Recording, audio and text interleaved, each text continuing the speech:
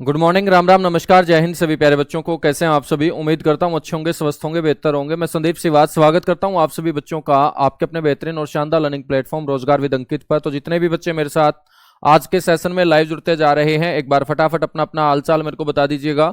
Audio video एकदम perfect है, clear है, ओके है, और सब कुछ एकदम परफेक्ट है, ओके है। तो माँ सरस्वती के आशीर्वाद से मेरे बच्चों आज का सेशन हम करते हैं शुरू। और हरियाणा की ज्योग्राफी में हमने दूसरा जो चैप्टर है वो शुरू कर लिया था, जिसका नाम है ज्योग्राफिकल फीचर ऑफ हरियाणा, यानी हरियाणा की भौगोलिक संरचना। तो हरियाणा का जो पूरा का पूरा एरिया है मेरे बच्चों, उसके स्वरूप को हम जानने की कोशिश कर रहे हैं। और कल लास्ट में मैंने आपको बताया था कि एक प्रसिद्ध ज्योग्राफर हुए हैं डॉक्टर जसबीर सिंह। उन्होंने 1973 के अंदर एक किताब लिखी थी, an agricultural geography of Haryana. और उस an agricultural geography of Haryana पुस्तक के माध्यम से अपने हरियाणा को बच्चों 8 भौगोलिक क्षेत्रों के अंदर बांटने का काम किया था, जिसमें सबसे पहला बच्चों भौगोलिक क्षेत्र था हमारा शिवालिक क्षेत्र। तो उन 8 के 8 क्षेत्रों को आज हम पढ़ना शुरू करते हैं। तो सारी की सारी बातें हम कवर कर ही चुके थे मेरे भाई। ये सारे के सारे क्वेश्चन आप लोग अच्छे तरीके से कवर कर लेना। लास्ट में हमने बात किया था कि हरियाणा सरकार का जो ऑफिशियल डेटा है उसके आधार पर हरियाणा को 5 स्थलाकृतियों में बांटा जाता है। पांचों के पांचों नाम आपको ध्यान रखने हैं। और डॉक्टर जसबीर सिंह, जिसने 1973 में ये पुस्तक लिखी थी, और कुरुक्षेत्र से 1976 के अंदर ये पुस्तक प्रकाशित हुई थी। इस पुस्तक के माध्यम से डॉक्टर जसबीर सिंह ने हरियाणा के क्षेत्र को 8 भौगोलिक इकाइयों में, क्षेत्रों में बांटने का काम किया था, जिसमें सबसे पहला भाग हम आज पढ़ने वाले हैं, जिसको बोलेंगे शिवालिक क्षेत्र या आउटर हिमालय। तो सारे के सारे बच्चे हेडिंग डाल लीजिएगा, आउटर हिमालय, या जिसे हम बोलते हैं शिवालिक।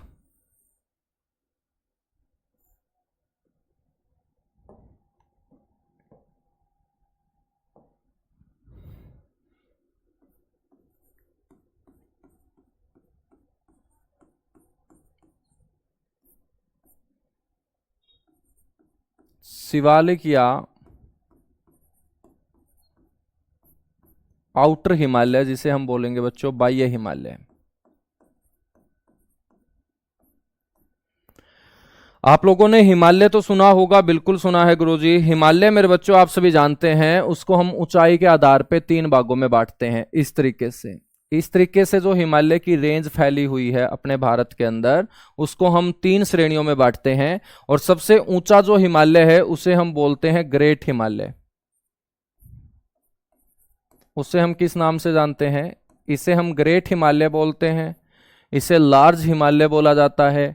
बच्चों यहां बर्फ ही बर्फ पाए जाने के चलते इसे हिमाद्री बोलते हैं।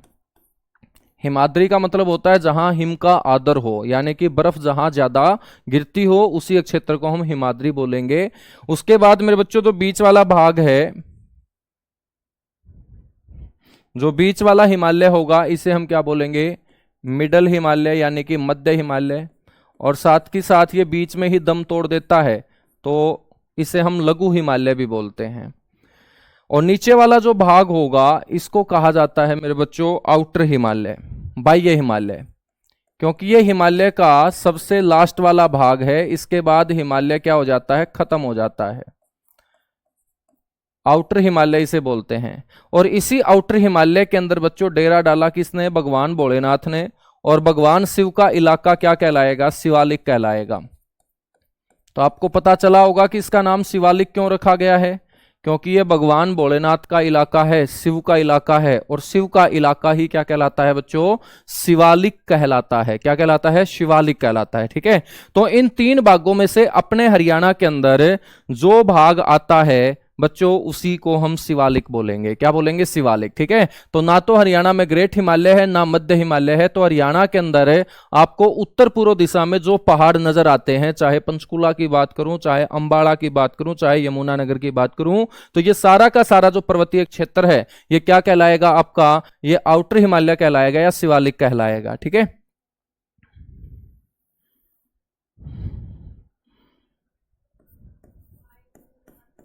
तो ये आपका क्या होगा बच्चों? शिवालिक होगा। और आपसे कोई पूछ ले कि ये शिवालिक कहां कहां है, तो बच्चों ये है पंचकुला। पंचकुला के बाद ये आ जाता है अम्बाड़ा, और अम्बाड़ा के बाद बच्चों ये आ जाता है यमुनानगर। तो शिवालिक जो श्रेणी है वो फैली हुई है, वो हरियाणा के 3 जिलों के अंदर फैली हुई है। ठीक है, तो सबसे पहले हम शिवालिक के बारे में बेसिक बेसिक बातें पढ़ते हैं। एक तो आपको ध्यान रखना है कि जो शिवालिक है मेरे बच्चों, ये हिमालय का सबसे बाद में बना हुआ भाग है। शिवालिक जो है ये क्या है, हिमालय का सबसे बाद में बना भाग।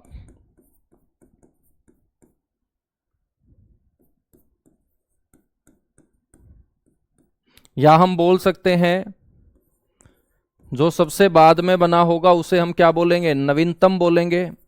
तो new mountain range of Himalaya यानी हिमालय की सबसे नवीनतम श्रेणी है बच्चों ये। हिमालय की सबसे नवीनतम श्रेणी को बोलते हैं रेंज। तो new mountain range of Himalaya इसे हम बोल सकते हैं हिमालय की सबसे नवीनतम श्रेणी है। और बच्चों इस श्रेणी का जो निर्माण हुआ है ना,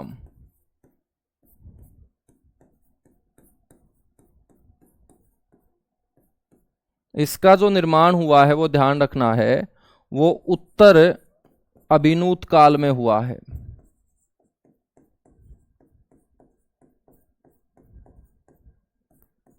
उत्तर अभिनूतन काल के अंदर इसका निर्माण हुआ है। सर इसको इंग्लिश में क्या बोलेंगे भाई, इसको बोलेंगे पोस्ट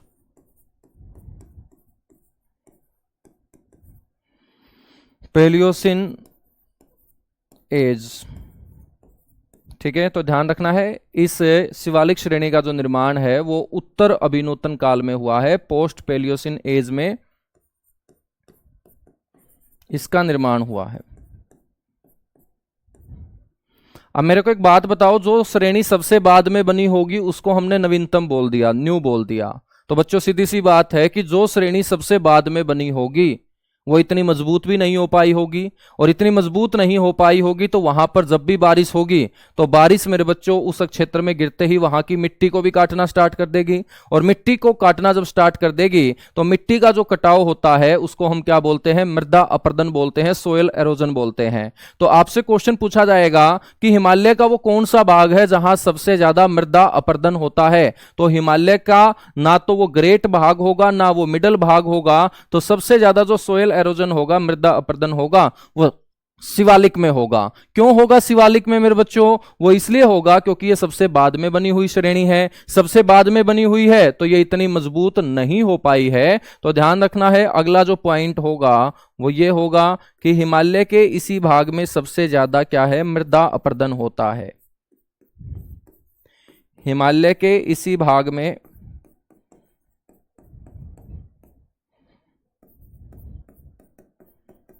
सबसे ज्यादा क्या होगा बच्चों, मृदा अपरदन होगा। और मृदा अपरदन को हम बोलेंगे सोयल एरोजन।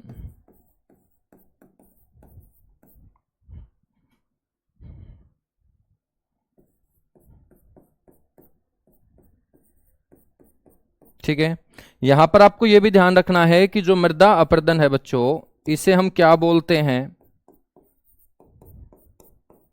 मृदा अपरदन। और यहां पर मृदा का जो अपरदन होगा वो किसके माध्यम से होगा, एक बार फटाफट मेरे को बताओ। कि शिवालिक क्षेत्र के अंदर, जो हरियाणा का शिवालिक क्षेत्र है, तो हरियाणा में भी मृदा अपरदन होगा, सीधी सी बात है। और इस मृदा अपरदन को हम क्या बोलते हैं, रेंगती हुई मृत्यु बोलते हैं। ठीक है, तो मृदा अपरदन को किस नाम से जाना जाता है, मृदा अपरदन रेंगती हुई मृत्यु के नाम से भी जाना जाता है।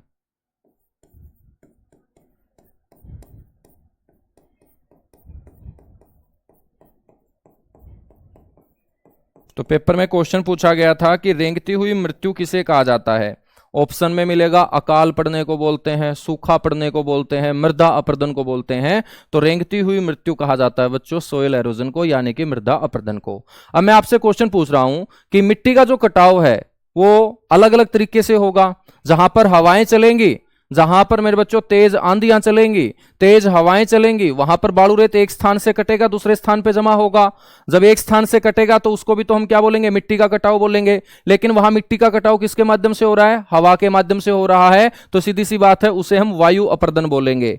अब मेरे को एक बात बताओ कि शिवालिक क्षेत्र में ज्यादा आंधी या तूफान आते हैं क्या? नहीं आते। शिवालिक क्षेत्र में क्या आती है, बारिश ज्यादा आती है, और बारिश ज्यादा आती है तो जल के माध्यम से वहां मिट्टी का कटाव होगा, और जल के माध्यम से मिट्टी का कटना क्या कहलाता है, जल अपरदन कहलाता है। तो आपसे क्वेश्चन पूछे कि हरियाणा में जो जल अपरदन होता है ना, वो सबसे ज्यादा कौन से क्षेत्र में होता है? तो जल अपरदन हरियाणा के अंदर सबसे ज्यादा शिवालिक क्षेत्र में होता है बच्चों, ठीक है। तो नेक्स्ट पॉइंट आपको ध्यान रखना है मृदा अपरदन में ही, कि हरियाणा में जल अपरदन सबसे ज्यादा, हरियाणा में जल अपरदन सबसे ज्यादा मेरे बच्चों कौन से क्षेत्र में होगा? वो इसी क्षेत्र में होगा, यानी कि शिवालिक हम पढ़ रहे हैं तो शिवालिक क्षेत्र में होगा।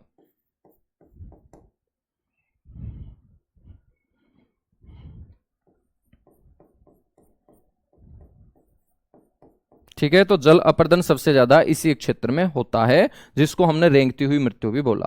अब आपसे क्वेश्चन ये पूछ ले कि भाई हरियाणा में सबसे ज्यादा जो मृदा अपरदन होता है ना, वो कौन से क्षेत्र में होता है? तो आपसे मैं पूछूं हरियाणा में बारिश ज्यादा आती है या आंधी तूफान ज्यादा आते हैं? आप बोलोगे आंधी तूफान आते हैं। अब मेरे बच्चों देख लेना, पूरे हरियाणा के गांव में आंधी तूफान आने स्टार्ट हो जाएंगे, बम्बुड़िए जो है गांव में चलना स्टार्ट हो जाएंगे, और जब बम्बुड़िए चलेंगे, आंधी तूफान आएंगे, तो बालू रेत बच्चों एक स्थान से दूसरे स्थान पर कटेगा, क्योंकि बालू रेत जो होता है वो सबसे हल्की मिट्टी में आता है। और बालू रेत वाला क्षेत्र कौन सा होगा? जो राजस्थान के साथ लगता क्षेत्र है। और राजस्थान की जो दिशा है बच्चों, वो हरियाणा के कौन सी साइड है? दक्षिण की साइड है, या दक्षिण पश्चिम की साइड है। तो सबसे ज्यादा जो मृदा अपरदन होता है वो हरियाणा के अंदर शिवालिक में नहीं होगा, वो दक्षिण और दक्षिण पश्चिम क्षेत्र में होगा, क्योंकि बालू रेत वाला बड़ा इलाका वही है बच्चों। यहां पर मृदा अपरदन होगा, लेकिन वो ज्यादा नहीं होगा, यहां जल के माध्यम से मृदा अपरदन होगा, और जल जो आता है बच्चों वो मानसून में ही आता है, बाकी साल यहां पर बारिश नहीं होती है, ठीक है।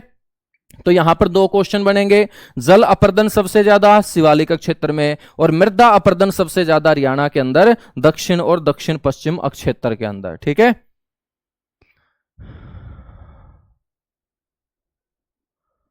यहां तक बातें क्लियर हुई? एक बार बताएगा सारे के सारे बच्चे, जितने भी लड़के लड़कियां क्लास में जुड़े हुए हैं। बच्चों शिवालिक को हम पढ़ रहे हैं, तो आपको ध्यान रखना है कि शिवालिक की जो औसत ऊंचाई है वो 900 से 1200 मीटर होती है। शिवालिक श्रेणी की औसत ऊंचाई। अब बहुत सारे ऐसे बच्चे हैं जिसको श्रेणी शब्द का मतलब ही नहीं पता होगा, जिसे हम इंग्लिश में रेंज बोलते हैं। बच्चों श्रेणी का मतलब क्या होता है? समान आयु वाली पहाड़ियों का जो समूह होता है उसी को हम क्या बोलते हैं? श्रेणी बोलते हैं। और शिवालिक जो रेंज है भारत के अंदर, इसकी औसत ऊंचाई आपसे कोई पूछ ले तो आपको बोलना है 900 से 1200 मीटर, 900 से 1200 मीटर, ठीक है। तो रेंज का मतलब क्या होगा कि यहां से लेकर यहां तक जितने भी पहाड़ आएंगे वो धरती के ऊपर सारे के सारे एक साथ आए हैं, और जो पहाड़ धरती के ऊपर एक साथ आएंगे उनकी उम्र भी क्या होगी? सेम होगी, समान होगी। और समान आयु वाली पहाड़ियों का जो समूह होगा बच्चों, उसी को हम क्या बोलते हैं? रेंज बोलते हैं। इसलिए इसका नाम क्या पड़ा? शिवालिक रेंज पड़ा। क्या पड़ा? शिवालिक रेंज पड़ा, ठीक है। चलेगा। अब हम बात करते हैं बच्चों कि शिवालिक की जो स्थिति है वो आपको अपने हरियाणा के मानचित्र से कौन सी दिशा में नजर आएगी। मैंने आपको बताया था कि किसी भी जमीन की अपने को स्थिति निकालनी है तो जहां से हम स्थिति निकालेंगे उसके बीच में आना पड़ेगा। जब आप बीच में आओगे तो राइट हैंड साइड क्या होगा बच्चों? पूर्व होगा। लेफ्ट हैंड साइड क्या होगा बच्चों? पश्चिम होगा। सिर जो है बच्चों वो कौन सी दिशा में होगा? उत्तर में। पैर जो होंगे वो कौन सी दिशा में होंगे? दक्षिण में। तो शिवालिक आपको हरियाणा से कौन सी दिशा में नजर आएगा मेरे बच्चे? इस दिशा में नजर आएगा। और ये दिशा कौन सी हो जाएगी? उत्तर पूर्व हो जाएगी। तो आपसे कोई पूछ ले कि बताइएगा शिवालिक जो है वो हरियाणा के कौन सी दिशा में है, तो ध्यान रखेंगे हरियाणा के उत्तर पूर्व में स्थित है बच्चों शिवालिक।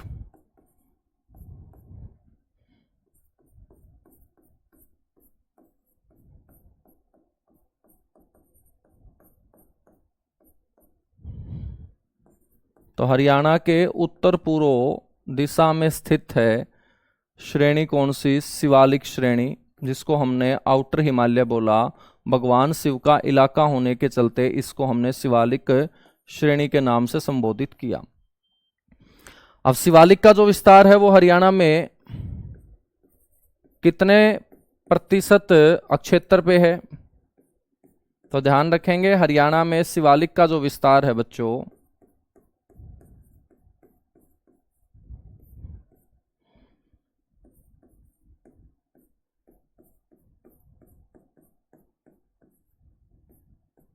हरियाणा में शिवालिक का जो विस्तार है वो कुल भौगोलिक क्षेत्र का 1.67% होगा। तो 44,212 वर्ग किलोमीटर में से 1.67 वर्ग किलोमीटर क्षेत्र पे, तो कुल भौगोलिक क्षेत्र का क्या होगा बच्चों? 1.67% भाग। और हम बात करें कि ये 1.67% जो भाग है हरियाणा की जमीन है, तो हरियाणा की जमीन जिलों में बटी हुई है। तो मेरे बच्चों ये जो जमीन होगी ये हरियाणा के कौन कौन से जिलों की होगी? इसमें पंचकुला जिला शामिल होगा, इसके अंदर अंबाला जिला शामिल होगा, और इसके अंदर शामिल होगा मेरे बच्चों कौन सा जिला? यमुनानगर जिला। यमुनानगर जिला, ठीक है। और हम बात करें कि शिवालिक का जो विस्तार है वो सबसे ज्यादा हरियाणा के अंदर आपको कौन से जिले में नजर आएगा? वो नजर आएगा मेरे बच्चों पंचकुला में।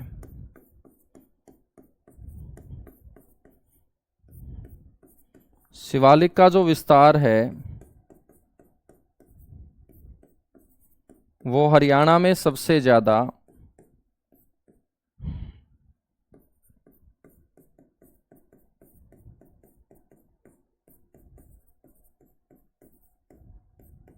बच्चों कौन से जिले के अंदर? पंचकुला जिले के अंदर। और अंबाला जिले के अंदर इसका विस्तार क्या हो जाएगा? सबसे कम हो जाएगा, ठीक है। तो सबसे ज्यादा शिवालिक कहां फैला हुआ है? पंचकुला में। शिवालिक को हम हरियाणा में दो भागों में बांटते हैं। हरियाणा के अंदर जो शिवालिक रेंज हम पढ़ते हैं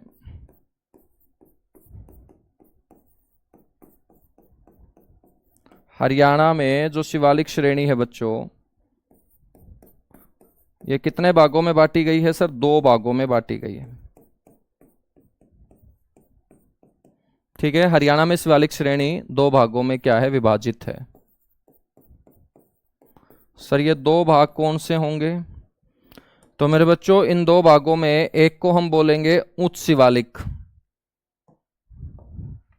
एक को हम बोलेंगे उच्च शिवालिक,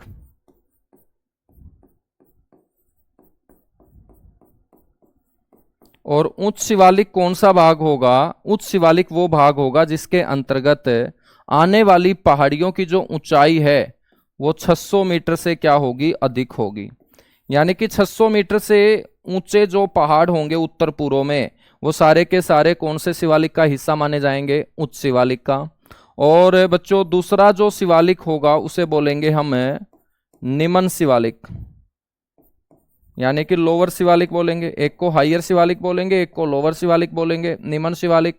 और निम्न शिवालिक के अंतर्गत कौन सी पहाड़ियां आएंगी? वो पहाड़ियां आएंगी जिनकी हाइट 400 से लेकर 600 मीटर के बीच होगी। यानी कि जिन पहाड़ियों की ऊंचाई 400 से लेकर 600 मीटर के बीच होगी। सर डायरेक्शन इंग्लिश में भी बोला करो भाई। अर्जुन क्या बात है भाई साहब, इंग्लैंड के पूर्वज रहे हैं क्या आपके? नॉर्थ ईस्ट मैंने बोल तो दिया, ये नॉर्थ ईस्ट हो जाएगा यार। अब इतनी भी यदि कमजोर इंग्लिश है तो फिर क्या काम चलेगा ये बताओ हैं? आगे मैं तुम्हें हरियाणवी मुहावरे सुनाऊंगा, गां की भैंस तड़े भैंस की गां तड़े, तो इसकी इंग्लिश कौन बनाओगा भाई? अब ये तो दिशा है ईस्ट वेस्ट नॉर्थ साउथ, बीच वाली नॉर्थ ईस्ट हो जाएगी। है भाई? तो इतना बुरा हाल हो रखा है यार तुम्हारा, हिंदी को तुम बिल्कुल नहीं चाहते हो। क्या पता पूर्वज कहीं इंग्लैंड इंग्लैंड से आए थे क्या?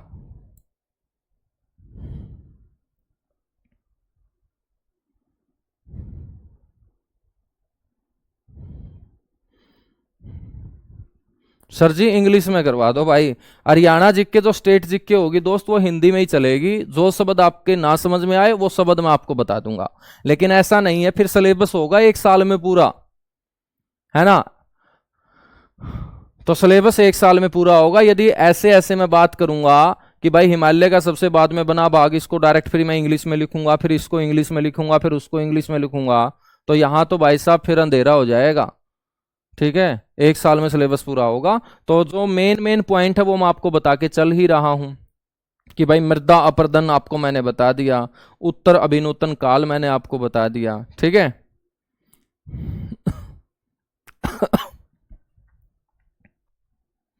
और कम से कम भाई हिंदी सब्जेक्ट भी तो पढ़ोगे तुम, और हिंदी को कौन इंग्लिश में पढ़ा देगा यार। राम सर भी देख लिए, कोशिश कर लिए, लेकिन हिंदी को वो हिंदी में ही पढ़ा पा रहे हैं। तो हिंदी को कैसे कवर करोगे, वहां तुम छोड़ दोगे 10 नंबर की हिंदी। कमाल कर दिया भाई तुम लोगों ने तो यार। नेमन शिवालिक 400 से 600 मीटर तक मेरे बच्चे क्या होगा, इसकी रेंज होगी। ठीक है, इसके बाद हम बात करते हैं बच्चों, शिवालिक जो क्षेत्र है ना, यही हरियाणा का सबसे ज्यादा वर्षा वाला क्षेत्र है। तो सबसे अधिक जो वर्षा होगी, सबसे अधिक वर्षा, और यदि वर्षा ज्यादा होगी तो वहां पर एवरग्रीन प्लांट यानी सदाबहार पौधे। ठीक है, तो सबसे अधिक वर्षा व सदाबहार वनों वाला जो क्षेत्र होगा बच्चों, वो कौन सा होगा गुरुजी, शिवालिक होगा। तो शिवालिक में सबसे ज्यादा वर्षा, और वर्षा ज्यादा है तो वहां पर कौन से वन मिलेंगे, सदाबहार वन मिलेंगे। ठीक है, और उन सदाबहार वनों के अंदर मैं बात करूं तो कौन से वन शामिल होंगे, सदाबहार वनों में मेरे बच्चे ध्यान रखना है, एक तो चीड़, एक ध्यान रखेंगे देवदार, एक ध्यान रखेंगे साड़, एक ध्यान रखेंगे सरस, एक ध्यान रखेंगे सिंदूर। ऑपरेशन सिंदूर मेरे बच्चों याद रख लेना, पेपर में पक्का छप के आएगा। ठीक है, सिंदूर, और ये वही सिंदूर है जो हम बोलते हैं कि एक चुटकी सिंदूर की कीमत तुम क्या जानो रमेश बाबू। तो सिंदूर का पौधा भी बच्चों हरियाणा के अंदर उगता है, और यह कलेसर के जंगलों में उगता है, और इसी पौधे से बच्चों क्या तैयार किया जाता है, सिंदूर, जो अपनी माताएं बहनें अपनी मांग के अंदर भरती है। ठीक है,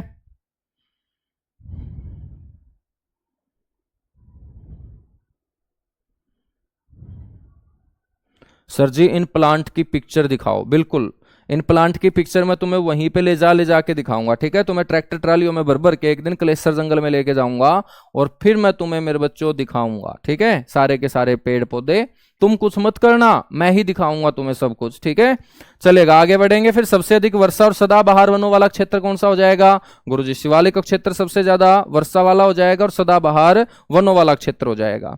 बच्चों हम बात करें तो हरियाणा की जो सबसे ऊंची पहाड़ी है, वो पहाड़ी भी इसी रेंज का हिस्सा है। तो आपसे कोई पूछ ले कि हरियाणा की जो सर्वोच्च पहाड़ी है वो कौन सी है, तो हरियाणा की सर्वोच्च पहाड़ी है बच्चों मोरनी पहाड़ी।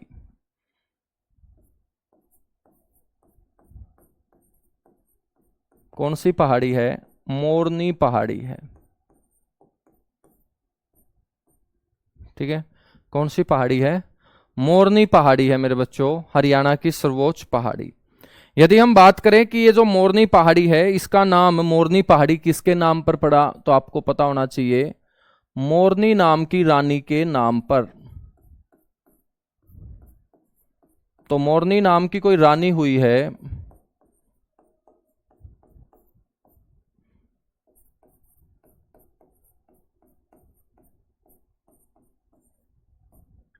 बच्चों, जो इन पहाड़ों के बीचों बीच रहा करती थी, और उस रानी के नाम पर ही इन पहाड़ों का नाम क्या कर दिया गया, मोरनी कर दिया गया। क्या कर दिया गया, मोरनी कर दिया गया मेरे बच्चों। ठीक है ना, हाँ, तो मोर की पत्नी नहीं है ये, ध्यान रखा। मोरनी नाम की एक रानी हुई है, इन पहाड़ों के बीचों बीच रहा करती थी, जिसके चलते इस पहाड़ी का जो नामकरण हुआ है ये मोरनी नामक रानी के नाम पर हुआ है। बच्चों, ये मोरनी पहाड़ी जो है ये हरियाणा का एकमात्र हिल स्टेशन भी है। आपसे कोई पूछ ले कि हरियाणा का एकमात्र हिल स्टेशन कौन सा है, तो आपको बोलना है कि हरियाणा में एक ही हिल स्टेशन है। हिल का मतलब क्या होगा? पहाड़ी। स्टेशन का मतलब घूमने फिरने का स्थान। तो हरियाणा में एकमात्र हिल स्टेशन है बच्चों ये।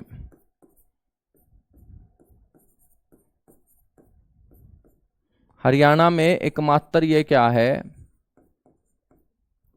हिल स्टेशन है मेरे बच्चों, ठीक है ना। हरियाणा में एकमात्र हिल स्टेशन है। इसके अलावा आपको किसी भी पहाड़ के ऊपर नहीं चढ़ना है, आपको घूमने फिरने जाना है अपने किसी दोस्त के साथ, तो आप सिर्फ मोरनी की पहाड़ियों में ही जाओगे मेरे बच्चों, ठीक है। तो एक ही हिल स्टेशन है मोरनी की पहाड़ी। और इसी हिल स्टेशन के बीच आप लोगों को एक झील भी नजर आएगी जिसको बोलेंगे टिक्कर ताल झील। क्या बोलेंगे? टिक्कर ताल झील, ठीक है। तो इन्हीं मोरनी की पहाड़ियों में कौन सी झील स्थित है? टिक्करताल झील स्थित है। तो पेपर में पूछा जाता है टिक्करताल झील कौन से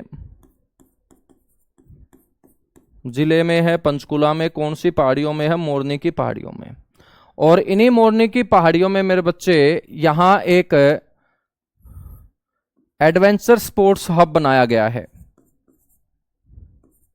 एडवेंचर का मतलब क्या होता है? साहसिक। एडवेंचर स्पोर्ट्स हब, जिसका नाम मेरे बच्चों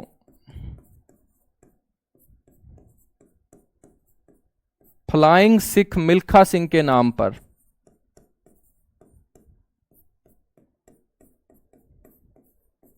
फ्लाइंग सिख मिल्खा सिंह के नाम पर रखा गया है। मिल्खा सिंह का जन्म चंडीगढ़ में हुआ था ना।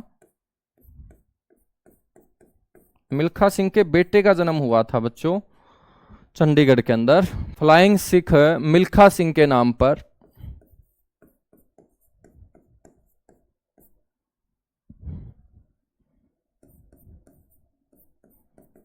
बच्चों स्थापित किया गया है।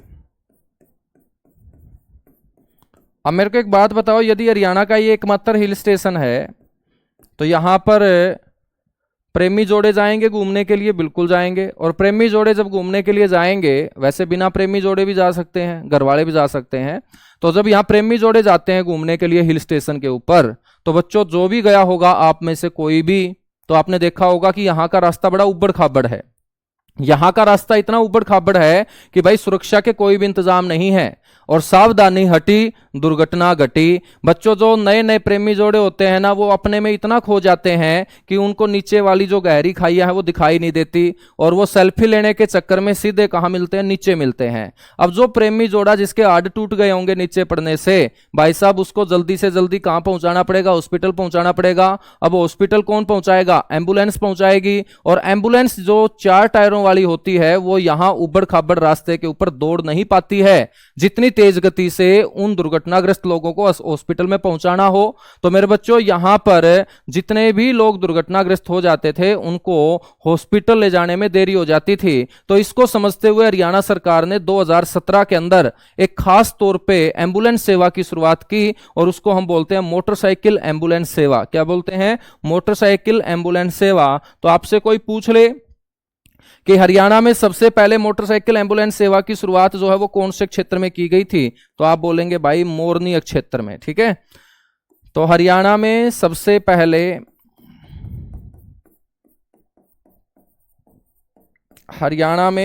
पहले वर्ष 2017 में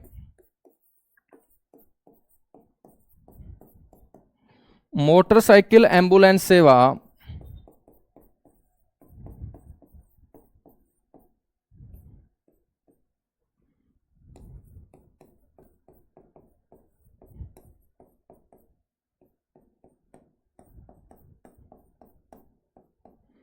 जिसका नाम था मेरे बच्चों आरोग्यम,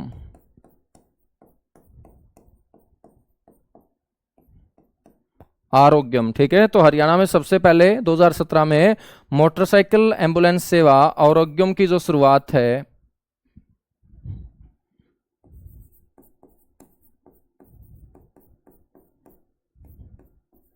इसी पहाड़ी में बच्चों हुई थी। बड़ा इंपॉर्टेंट क्वेश्चन रहेगा। मनोहर लाल खट्टर उस समय हरियाणा के मुख्यमंत्री हुआ करते थे। ठीक है बच्चों, हरियाणा की सबसे ऊंची पहाड़ी मोरनी पहाड़ी है, तो सीधी सी बात है कि इसी पहाड़ी का जो सर्वोच्च बिंदु होगा वही हरियाणा की सर्वोच्च चोटी कहलाएगी। तो हरियाणा की सर्वोच्च चोटी आपसे कोई पूछ ले कि हरियाणा की जो सर्वोच्च चोटी है वो कौन सी है, हाईएस्ट पीक ऑफ हरियाणा इसे बोलेंगे। चोटी का मतलब पीक है मेरे भाई। तो highest peak of Haryana, Haryana की जो सर्वोच्च चोटी होगी उसका नाम है दोस्त करहो। क्या है? करहो। करहो। ठीक है, और करहो नाम की जो चोटी है मेरे भाई, ध्यान रखना है इसकी जो ऊंचाई होगी वो 1467 मीटर होगी। एक्यूरेट इसकी हाइट है 1467 मीटर। लेकिन यदि मैं बात करूं कि एचएसएससी ने जो क्वेश्चन पूछा पेपर के अंदर उसका आंसर क्या माना है, 1514 मीटर। मैं दोनों आपको बता के चल रहा हूं। अकॉर्डिंग टू एचएसएससी के अनुसार मेरे भाई इसकी हाइट 1514 मानी गई है और इसकी एक्यूरेट हाइट जो है ना वो 1467 मीटर है। इस 1467 मीटर ऊंची चोटी के ऊपर कैथल की जो प्रसिद्ध पर्वतारोही हैं, हरियाणा पुलिस के अंदर डीएसपी के पद पर कार्यरत हैं, नाम उनका ममता सोदा है। ममता सोदा भी इस चोटी के ऊपर चढ़ाई कर चुकी है और उन्होंने ही बताया कि ये जो है ये समुद्र तल से 1467 मीटर ऊंची चोटी है, जिसको हम बोलते हैं करहो। मेरे बच्चों, ये जो करहो नाम की चोटी है ना, यदि आपको इसके ऊपर चढ़ना हो तो आपको कौन से गांव में जाना पड़ेगा? तो मेरे भाई ध्यान रखना है कि इसकी जो चढ़ाई है वो चूरी गांव से शुरू होती है। इसकी जो चढ़ाई है वो कौन से गांव से? चूरी गांव से। और चूरी गांव बच्चों कहां है? पंचकुला का गांव है। चूरी गांव से इसकी चढ़ाई जो है ना वो क्या है? शुरू होती है। ठीक है, तो करहो नाम की चोटी जो है, सर क्या कहीं और भी मोटरसाइकिल एम्बुलेंस सेवा हरियाणा में शुरू हुई है? बिल्कुल शुरू हुई है। जहां पर लंबे लंबे जाम लगते हैं, जहां एम्बुलेंस ट्रैफिक में फंस जाती है बच्चों, वहां पर इसे शुरू किया गया। तो मोरनी क्षेत्र के बाद आरोग्यम नाम की मोटरसाइकिल एम्बुलेंस सेवा गुरुग्राम में शुरू की गई। कहां शुरू की गई? गुरुग्राम में शुरू की गई। ठीक है ना, गुरुग्राम में शुरू की गई। तो बच्चों हरियाणा की सर्वोच्च चोटी कौन सी हो जाएगी? करहो हो जाएगी। यदि मैं आपसे पूछूं कि हरियाणा की जो दूसरी सर्वोच्च पहाड़ी है वो कौन सी है? चलिएगा, मोरनी पहाड़ियों के बारे में सभी को पता है। मैं आपसे पूछूं कि second highest hill of Haryana, Haryana की दूसरी सर्वोच्च जो पहाड़ी होगी मेरे बच्चों वो कौन सी होगी? तो आपको ध्यान रखना है, दूसरी सर्वोच्च पहाड़ी का नाम है टीपड़ा। कौन सी पहाड़ी है बच्चों? टीपड़ा पहाड़ी है। ठीक है ना, तो दूसरी सर्वोच्च पहाड़ी कौन सी हो जाएगी? टीपड़ा पहाड़ी हो जाएगी। और टीपड़ा पहाड़ी भी कहां है? पंचकुला में है। तो बच्चों मोरनी पहाड़ी और टीपड़ा पहाड़ी, इन दोनों पहाड़ियों के बीचों बीच एक नदी निकल के आएगी। उस नदी को हम बोलेंगे गग्गर हकरा नदी। तो गग्गर हकरा नदी कौन सी दो पहाड़ियों के बीच बहेगी? मोरनी पहाड़ी और टीपड़ा पहाड़ी के बीच बहेगी। और ये जो टीपड़ा है बच्चों ये गांव का नाम है। और ये टीपड़ा नाम का जो गांव है ना, ये हरियाणा का सबसे ऊंचा गांव है। तो आपसे क्वेश्चन कोई पूछ ले कि भाई हरियाणा का सबसे ऊंचा गांव बताओ, तो हरियाणा का सबसे ऊंचा गांव टीपड़ा है। ठीक है, तो हरियाणा का सबसे ऊंचा गांव कौन सा हो जाएगा? टीपड़ा हो जाएगा, जो पंचकुला जिले का ही गांव है। और टीपड़ा गांव में जो पहाड़ी है उसको हम टीपड़ा पहाड़ी बोलते हैं। और मोरनी पहाड़ियों के बाद वो हरियाणा की दूसरी सर्वोच्च पहाड़ी होगी। यहां तक बातें क्लियर हुई? एक बार सारे के सारे बच्चे बताएंगे, जितने भी जुटे हुए हैं, जुड़े हुए हैं,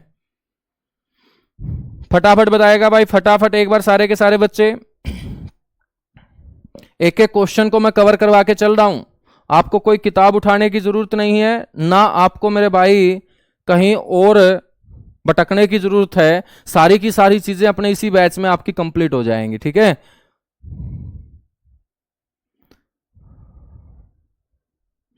हाँ, मेरे को पता था कि तुम बोलोगे कि दोनों ऑप्शन में आ जाएं तो कौन सा करें। भाई दोनों ऑप्शन में आ जाएं तो 1467 करेंगे, एक्यूरेट तो 1467 है, लेकिन दोनों आएंगी नहीं।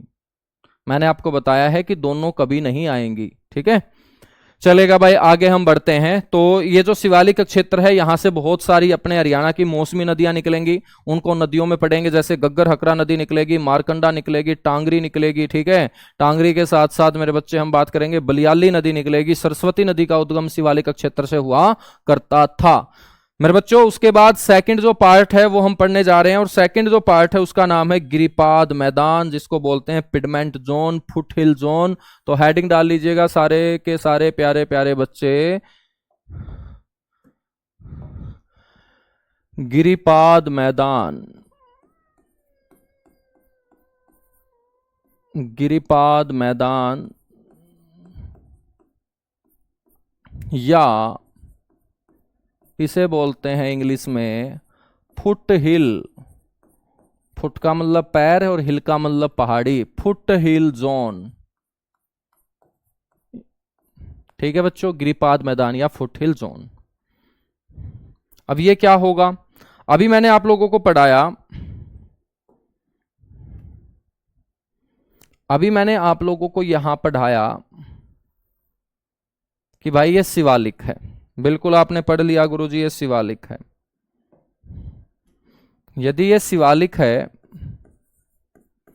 तो शिवालिक के पैर कौन सी दिशा में होंगे, दक्षिण दिशा में। तो शिवालिक के खत्म होते ही मेरे बच्चों, शिवालिक के खत्म होते ही ठीक नीचे की तरफ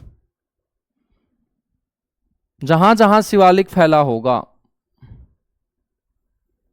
ठीक है, जहां जहां शिवालिक फैला होगा, ठीक शिवालिक के नीचे 25 किलोमीटर चौड़ी पट्टी के अंदर आपको मेरे बच्चों एक क्षेत्र नजर आएगा, जहां पर बड़े बड़े कंकड़ पत्थर नजर आएंगे। और ये जो 25 किलोमीटर की चौड़ी पट्टी है, ये जो चौड़ी पट्टी है बच्चों, ये कितने किलोमीटर की है सर, 25 किलोमीटर। तो पहले तो ध्यान रखना कि गिरिपाद मैदानों का विस्तार जो है वो कितने किलोमीटर चौड़ी पट्टी में है, 25 किलोमीटर चौड़ी पट्टी में। और 25 किलोमीटर वाली ये जो चौड़ी पट्टी है, इसी को बोलते हैं गिरिपाद, ठीक है। गिरी का मतलब जो होता है मेरे भाई, वो होता है पर्वत या पहाड़ी, और पाद का मतलब होता है पैर। तो पर्वत के ये क्या कहलाएंगे, पैर कहलाएंगे। क्या कहलाएंगे, पैर कहलाएंगे। समझ में आई बात, रटना नहीं है, समझना है चीज को, ठीक है। तो भाई जब पर्वत के पैर हैं तो पैर कौन सी दिशा में होंगे, नीचे की तरफ होंगे। तो गिरिपाद मैदानों की सबसे पहले तो आप पहचान कर लीजिएगा कि गिरिपाद मैदान कौन से होते हैं। अब हमारे पहचान में आ चुके हैं कि शिवालिक श्रेणी के दक्षिण में स्थित मैदान होते हैं।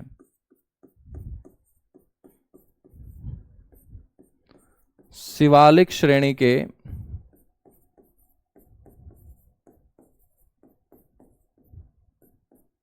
दक्षिण में स्थित मैदान होते हैं बच्चों,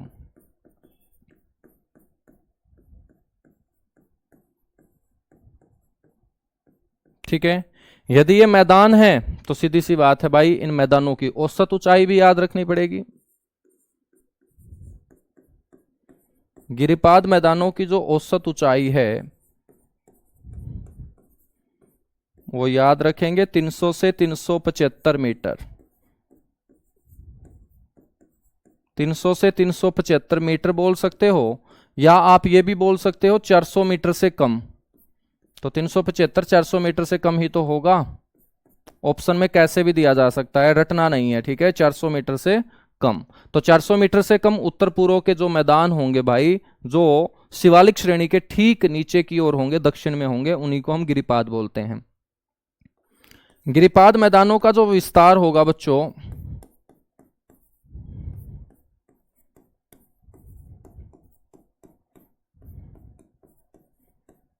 गिरिपाद मैदानों का जो विस्तार होगा वो क्या होगा, शिवालिक के नीचे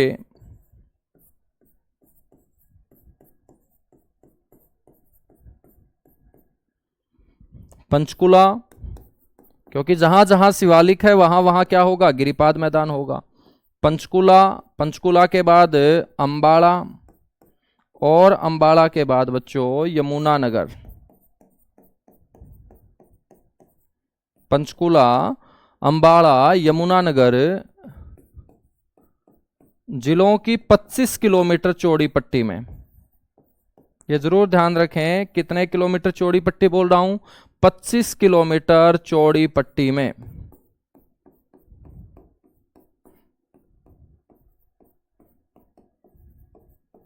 हुआ है। तो इसका विस्तार जो हुआ है वो 25 किलोमीटर चौड़ी पट्टी में है भाई, ठीक है ना। समझ में आ रही है ना एक एक बात, बिल्कुल समझ में आ रही है। नहीं समझ में आ रही है तो मेरे भाई नवरत्न कूल की ठंडी ठंडी मालिश जो है ना वो करवाना स्टार्ट कर दिएगा, क्योंकि अभी भी समझ में नहीं आएगी तो इसका मतलब फिर दिमाग के मालिश की जरूरत है, क्योंकि एक एक शब्द मैं आपको खोल खोल के बता रहा हूं चीजें। अब देखिएगा, ये जो 25 किलोमीटर चौड़ी पट्टी है जिनको हमने गिरिपाद मैदान बोला, तो इन गिरिपाद मैदानों का निर्माण फिर कैसे हुआ है, ये 25 किलोमीटर चौड़ी पट्टी कैसे बनी।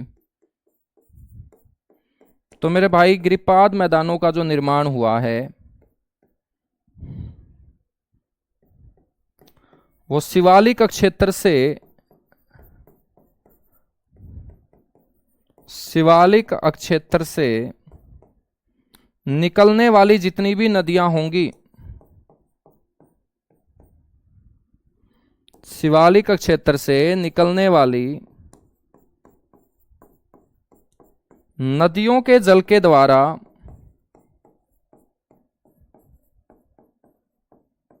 बहाकर लाए गए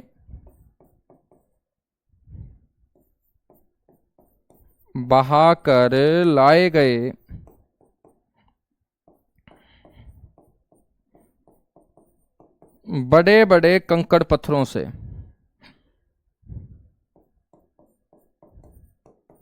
बड़े बड़े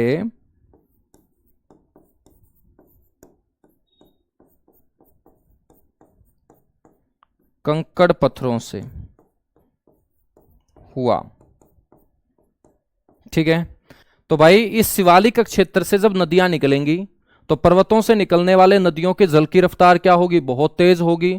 और जल की रफ्तार तेज होगी तो वो जल बीच में आने वाली कमजोर चट्टानों को तोड़ेगा, चट्टानों को तोड़ेगा तो वो चट्टानें बड़े बड़े कंकड़ पत्थर के अंदर कन्वर्ट हो जाएंगी, और वो बड़े बड़े कंकड़ पत्थर जल के साथ लुढ़कते लुढ़कते नीचे आएंगे। जहां शिवालिक क्षेत्र खत्म होगा, तो जहां शिवालिक क्षेत्र पहाड़ी क्षेत्र खत्म हो जाता है और जल जब मैदान में प्रवेश करता है तो जल की रफ्तार ढलान मंद होने के चलते कम हो जाती है। जब मेरे बच्चों ढलान मंद होगी तो सीधी सी बात है जल की रफ्तार कम होगी, स्लोप जब कम होगा तो जल की रफ्तार कम होगी, और जल की रफ्तार कम होगी तो जल के नीचे जो भी बड़े बड़े कंकड़ पत्थर लुढ़क के आ रहे होंगे वो बच्चों शिवालिक क्षेत्र के खत्म होते ही यहां पर धीरे धीरे जमा होने स्टार्ट हो जाएंगे। और ये बड़े बड़े कंकड़ पत्थर जो नदियों के जल के द्वारा बहाकर लाए गए हैं, ये इस 25 किलोमीटर चौड़ी पट्टी के अंदर जमा हुए हैं, जमा होकर रह गए हैं। और इस 25 किलोमीटर चौड़ी पट्टी जहां बड़े बड़े कंकड़ पत्थरों का जमावड़ा आपको नजर आएगा मेरे भाई, इसी को हम बोलते हैं गिरिपाद। क्या बोलते हैं, गिरिपाद बोलते हैं, ठीक है।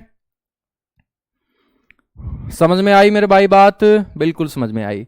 अब देखिएगा, जल के द्वारा कोई भी चीज बहा के लाई जाती है, तो जल के द्वारा कोई भी चीज बहा के लाई जाती है तो जल के द्वारा बहा के लाई जाने वाली चीजों को बोलेंगे जलोढ़। क्या बोलेंगे मेरे बच्चों, जलोढ़ बोलेंगे, ठीक है। और शिवालिक जब इस तरीके से एक चाप की बाती, आरक की बाती इसकी आकृति है, तो आपसे कोई पूछ ले कि शिवालिक की आकृति कैसी है, तो आप बोलेंगे चाप के जैसी है, आरक के जैसी है, या हम बोल सकते हैं धनुष के जैसी है। शिवालिक की आकृति कैसी है, चाप के बाती है, आरक है, या धनुष के जैसी है। और चाप के नीचे जब नदियों के जल के द्वारा बहाकर लाए गए ये बड़े बड़े कंकड़ पत्थर जमा होंगे मेरे बच्चों, तो ये एक पक्षी के पंख, जैसे एक पक्षी अपने पंख फैलाता है और फैले हुए पक्षियों के पंख आप देखोगे वो भी आपके क्या होते हैं, एक चाप की बाती ही तो होते हैं। तो इन बड़े बड़े कंकड़ पत्थरों को मेरे बच्चों क्या बोल दिया गया, जो जल के द्वारा बहाकर लाए गए, इनको बोल दिया गया जलोढ़ पंख। क्या बोल दिया गया, जलोढ़ पंख बोल दिया गया। और आपसे एग्जामिनर क्वेश्चन पूछ लेगा कि बताइएगा हरियाणा के कौन से मैदानों में जलोढ़ पंखों का निर्माण होता है, तो आपका आंसर क्या होगा? वो मैदान हमारे गिरिपाद मैदान होते हैं। कौन से होते हैं? गिरिपाद मैदान होते हैं। तो बहादुर बच्चों, अगली जो लाइन है वो नोट कर लेना। जलोढ़ पंखों का निर्माण गिरिपाद मैदानों में होता है।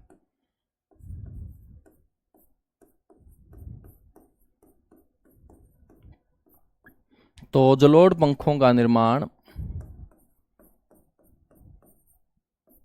कौन से मैदानों में होता है? गिरिपाद मैदानों में होता है।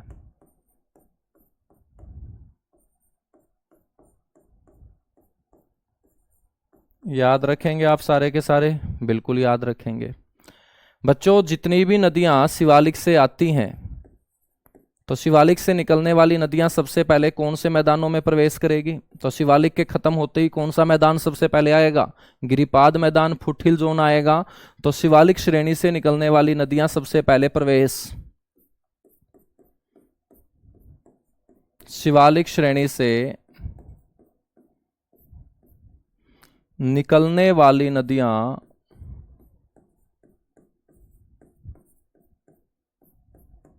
हरियाणा में सबसे पहले प्रवेश बच्चों कहां करेगी? हरियाणा में सबसे पहले प्रवेश, ध्यान रखेंगे, गिरिपाद मैदानों के अंदर। बिना गिरिपाद मैदानों के हुए वो बह ही नहीं सकती है, तो सबसे पहले प्रवेश इन्हीं मैदानों में करेगी, गिरिपाद मैदानों में करेगी।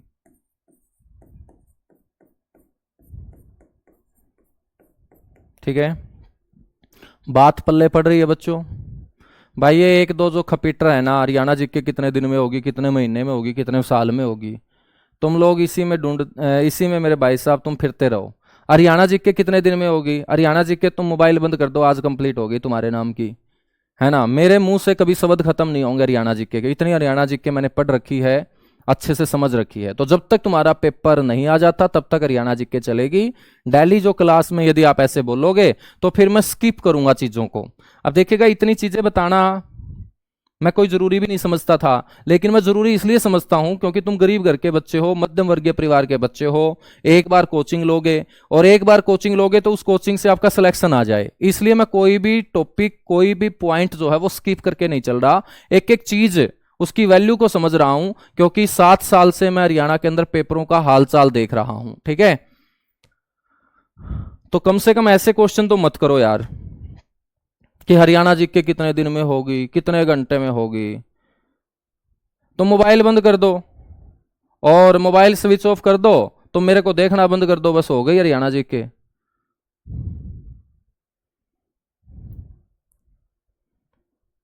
है भाई?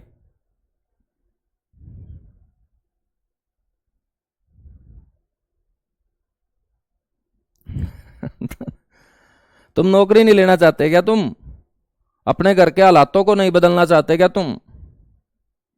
मेरे बच्चों, क्या 15-20 पेज पढ़ने से हरियाणा जीके सिलेक्शन आ जाएगा क्या? नहीं आएगा।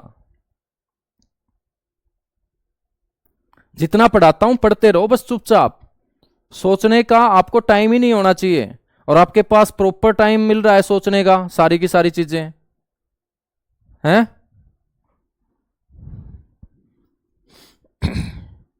और जब भी मैं पलट के देखता हूं ना, एक कमेंट ऐसा पक्का मिलेगा कि भाई हरियाणा जीके कितने घंटों में होगी, कितने दिन में होगी।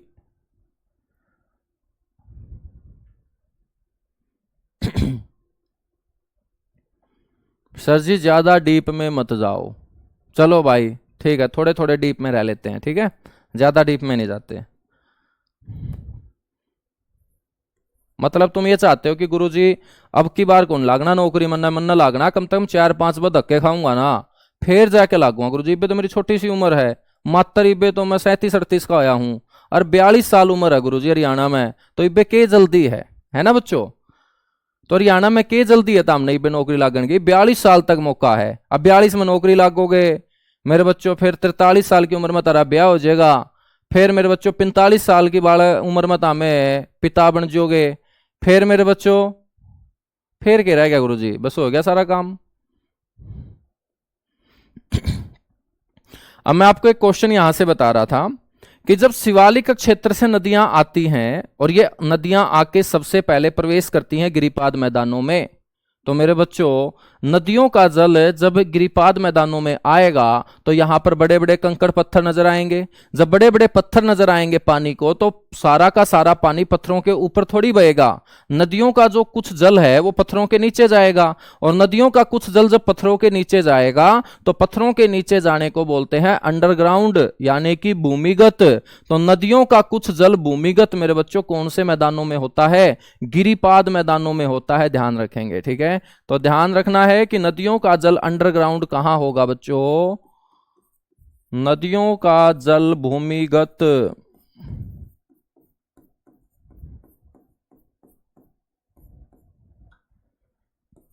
इन्हीं मैदानों में, क्योंकि इन्हीं मैदानों में बड़े बड़े पत्थर हैं,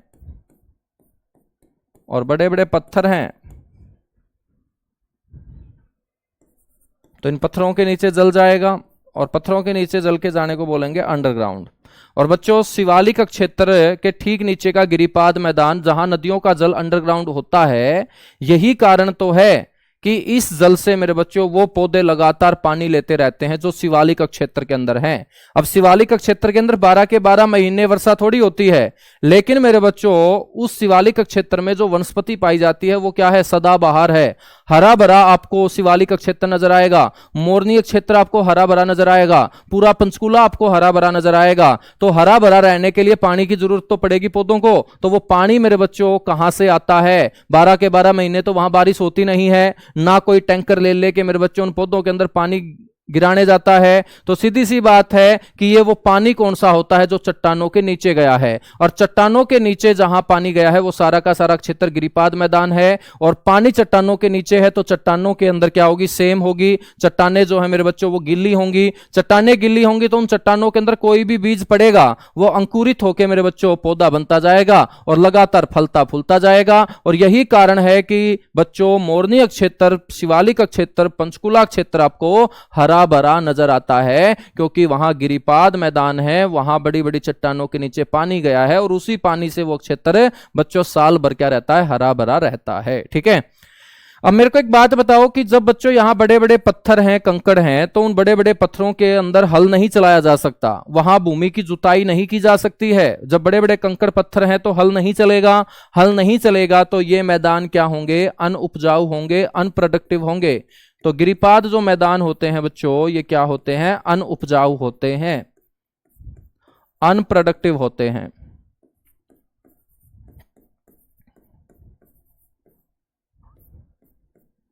गिरिपाद मैदान जो होते हैं ना वो अनउपजाऊ होते हैं।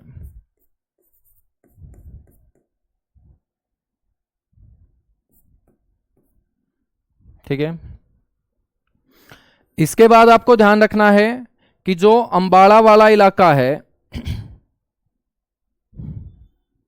अंबाड़ा का कौन सा इलाका? नारायणगढ़ इलाका। नारायणगढ़ अंबाड़ा में पड़ता है। नारायणगढ़ कहां पड़ता है बच्चों? अंबाड़ा में। तो नारायणगढ़, अंबाड़ा और पंचकुला जो है वहां गिरिपाद मैदानों को कहा जाता है घर। क्या कहा जाता है? घर। तो नारायणगढ़ व पंचकुला में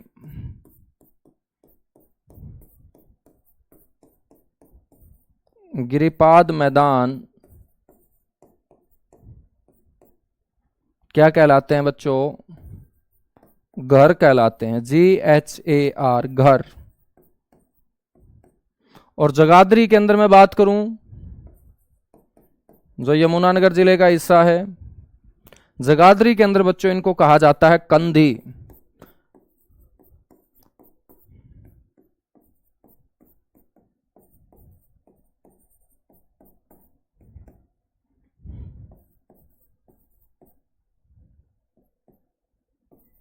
कंदी कहा जाता है। ठीक है भाई, तो वहां के जो स्थानीय नाम है गिरिपाद मैदानों को, स्थानीय भाषा में वहां नारायणगढ़ पंचकुला में बोलते हैं घर, और जगाधरी में बोलते हैं कंदी। और बच्चों गिरिपाद मैदानों को पहाड़ी भाषा में चो कहा जाता है, ये भी याद रखें। गिरिपाद मैदानों को पहाड़ी भाषा में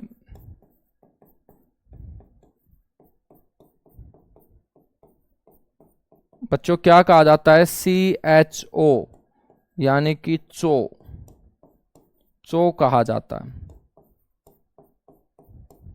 क्या कहा जाता है? चो कहा जाता है।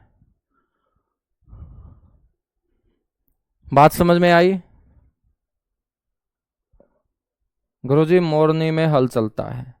भाई हल तो चलता है लेकिन बड़े क्षेत्र में नहीं चलता, ठीक है। वैसे तो तुम चाहे माउंट एवरेस्ट पे जाके हल चला लो, अब वहां कुछ उत्पादन थोड़ी होता है।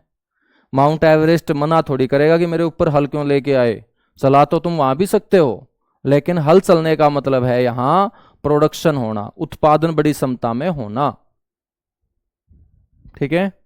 घर क्यों कहा जाता है? घर इसलिए कहा जाता है कि ये आपका पहाड़ी के नीचे का इलाका है, जो कि वहां के लोग अपनी पहाड़ी भाषा के अंदर या स्थानीय जो उसकी भाषा उसके अंदर उसे घर बोलते हैं। जैसे हम अपने क्षेत्र को बांगर बोलते हैं, खादर बोलते हैं, इस तरीके से, ठीक है। यहां तक बातें क्लियर हुई? तो आज के लिए मेरे बच्चों इतना सा ही। और आप लोगों से हाथ जोड़ के एक रिक्वेस्ट करता हूं कि आप लोग जो है ना बीच में रोकेंगे नहीं, मेरे को टोकेंगे नहीं। और यदि आप मेरे को रोकोगे नहीं, टोकोगे नहीं, तो 2 से ढाई महीने में मैं तुम्हें हरियाणा जीके के अंदर ऐसा बना दूंगा कि उसके बाद मेरे बच्चों आपको कहीं पर भी भटकने की जरूरत नहीं होगी। किसी भी पेपर के अंदर जाके बैठोगे, हरियाणा जीके आपको कभी भी बुढ़ापे तक परेशान नहीं करेगी बस। और कोचिंग एक बार ली जाती है, एक बार पूरी की पूरी ताकत झोंक देंगे। और आप लोग अपने हालातों को नहीं जानते हो, लेकिन मैं आपके हालातों को अच्छे से जानता हूं, इसलिए पूरी शिद्दत और ईमानदारी से मैं आपको पढ़ाऊंगा। एक क्वेश्चन भी बच्चों बाहर हम नहीं जाने देंगे। जो भी टॉपिक हम पढ़ते जाएंगे वो टॉपिक अपना बिल्कुल लोहे की तरह मजबूत होता जाएगा कि उस टॉपिक से यदि क्वेश्चन आया, चाहे वो ग्रुप डी का पेपर हो, चाहे वो HCS का पेपर हो, बच्चों वो टॉपिक आपको कभी धोखा नहीं देगा, ठीक है। बस आप लोगों से एक रिक्वेस्ट करता हूं कि ऐसी बातें जो है मत किया करो कि कितने घंटे में करवा दोगे। भाई साहब अभी तो 5-7 दिन क्लास हुए हैं, अभी से तुम घंटे पूछने शुरू कर दोगे तो फिर मेरा भी मनोबल जो है ना वो थोड़ा सा टूट जाएगा कि बच्चे ही नहीं पढ़ना चाहते। सर आप अपने अकॉर्डिंग करवाते रहो। अरे अकॉर्डिंग तो मैं मेरे करवाऊंगा, नू थोड़ी है कि इसने कह दिया तो मैं इसे की मानूंगा। लेकिन फिर भी बार बार एक चीज बोलोगे तो मैं भी इंसान हूं, मेरे ऊपर भी थोड़ा ये लगता है कि यार बच्चों के ऊपर मैं कोई चीज थोप तो नहीं रहा। क्योंकि जब इंटरेस्ट के साथ पढ़ा जाता है तो उसकी आउटपुट आती है। जब मैं आपके ऊपर कोई चीज थोपने लगूंगा तो सीधी सी बात है आप उससे दूर भागना शुरू कर दोगे और फिर मजा नहीं आएगा। तो चलेगा, आज के लिए इतना सा ही। बाकी मिलेंगे मेरे बच्चों कल इसी जगह इसी समय आपके अपने इसी प्यारे से RWA प्लेटफॉर्म पे, ठीक है। Thank you, bye bye, love you आप सभी को।